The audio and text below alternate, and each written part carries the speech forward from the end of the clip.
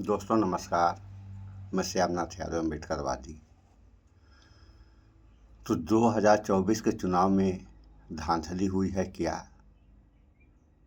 विपक्ष तो विपक्ष, इस पर सत्ता पक्ष भी सवाल खड़ा कर दिया। तो पहले थोड़ा सा आप लोग इस वीडियो को देख लें, फिर आगे बात हो। अपनी स्क्रीन पर इन दो तस्वीरों को जरा ध्यान से देखिए। पहचानते तो आप दोनों को होंगे। एक तस्वीर है इलेक्ट्रॉनिक वोटिंग मशीन की और दूसरी है भारत के मुख्य निर्वाचन आयुक्त राजीव कुमार की। इन दोनों में पिछले कुछ महीनों से जबरदस्त कंपटीशन चल रहा है और कंपटीशन है कि कौन एक दूसरे से ज्यादा विवादित है।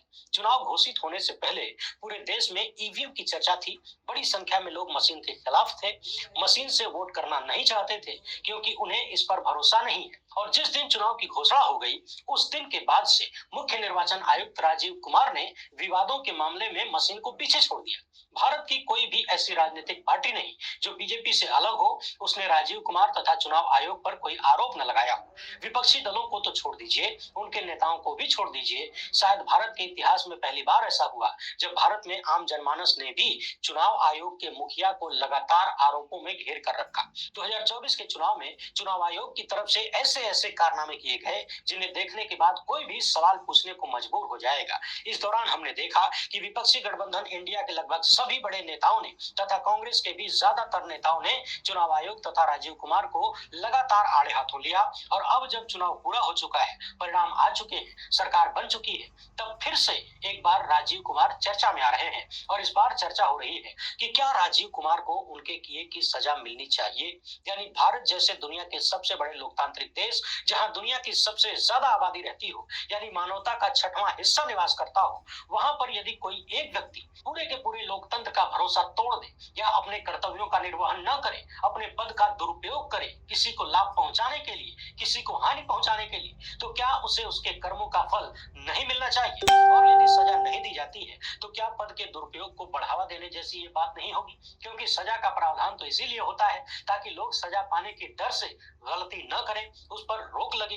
तो समझने वाली बात यह है कि क्या राहुल गांधी या कांग्रेस पार्टी या इंडिया गठबंधन के लोग जो चुनाव के दौरान लगातार चुनाव आयोग और राजीव कुमार पर निशाना साध रहे थे, सवाल पूछ रहे थे, अब जब देश की जनता ने उन्हें काम भर की ताकत दे दी है तो क्या ये लोग मुख्य निर्वाचन आयुक्त राजीव कुमार को उनकी जिम्मेदारियों का एहसास करवाएंगे, उनकी गलतियों का एहसास करवाएंगे या फिर चुप्पी साधकर बैठ जाएंगे? दरअसल भारत के मुख्य निर्वाचन आयुक्त को पद से हटाने की एक विशेष प्रक्रिया होती है जो संसद के माध्यम से शुरू होती है। इसमें क्या कुछ होता है, बेहद आसान भाषा में आपको बताऊंगा कि कैसे राजीव कुमार के तथा चुनाव आयोग के एक एक कारनामे देश और दुनिया में चर्चा का विषय बन सकते हैं। और यदि विपक्षी पार्टी और खाली कांग्रेस अकेले भी चाह ले तो ये हो सकता है। यहाँ समझने वाली बात एक और है कि आखिर राजीव कुमार ने ऐसे कौन कौन से काम किए हैं जिन्हें देखने के बाद उनके खिलाफ महाभियोग जैसी प्रक्रिया अपनाने की मांग उठने लगी।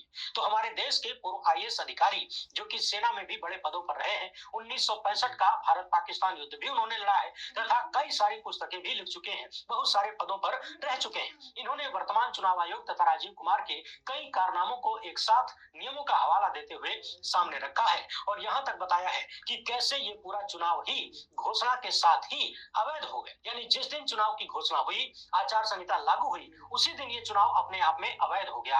आचार संहिता के कौन कौन से नियम पूरी तरह से नजरअंदाज किए गए, कैसे संविधान का उल्लंघन किया गया, सुप्रीम कोर्ट के आदेशों का भी कथित उल्लंघन हुआ और तो और लोग चुनाव में गड़बड़ी की जांच न करवा सके, इसे लेकर भी चुनाव आयोग ने कथित रूप से साजिश रची। ये सारे मामले पूर्व आईएएस ने एक एक करके एक लेख के माध्यम से सामने रखा है और इनका नाम है एमजी देव सहायम। तो इस वीडियो में सबसे पहले हम ये देखेंगे कि चुनाव आयोग ने कौन कौन सा कारनामा किया, फिर बात होगी कि कैसे इसकी सजा दी जा सकती है या दी जानी चाहिए जिसकी मांग उठने लगी है। बातचीत शुरू करने से पहले आप सभी दर्शकों से अनुरोध है कि वीडियो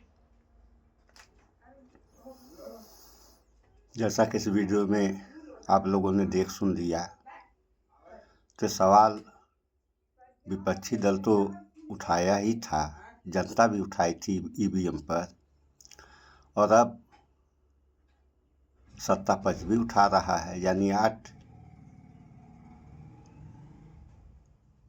जगहों पे फिर से जो जांच होगी, जांच होने के बाद क्या होगा, मतदान होगा या क्या होगा, ये तो बाद वाली बात है। तो सवाल इस बात का उठता है कि ये मुख्य निर्वाचन आयोग हैं, जिनका नाम आप लोग जानते ही हैं, राजीव कुमार। तो ये इतने बड़े पद पे बैठ गए और इनको ये नहीं मालूम कि हमें क्या करना चाहिए। तो जब ऐसे ऐसे लोग ऐसे ऐसे पदों पे रहेंगे तो क्या होगा इस देश और देश की जनता का? इस पे आप लोग विचार उठाएं। वो गलत कह दिए, तो इस पे आप लोग विचार करें और विचार करने के साथ साथ इस पर खुल के सवाल उठाएं। अगर बात गलत है तो, सही है तो बात खत्म। अगर गलत है, जनता अगर सवाल नहीं उठाएगी तो सवाल कौन उठाएगा? क्योंकि जनता जनार्दन है और जो गलत कर रहे हैं वह भी जनता से ही चुन के जाते हैं। तो इनको तो संवैधानिक प्रक्रियाएं मालूम होनी चाहिए कि हम क्या कर रहे हैं और हमें क्या करना चाहिए। अगर ये लोग सही कर रहे हैं तो सवाल ही क्यों उठता? गलत कर रहे हैं तो क्यों गलत कर रहे हैं, इसको कौन देखेगा?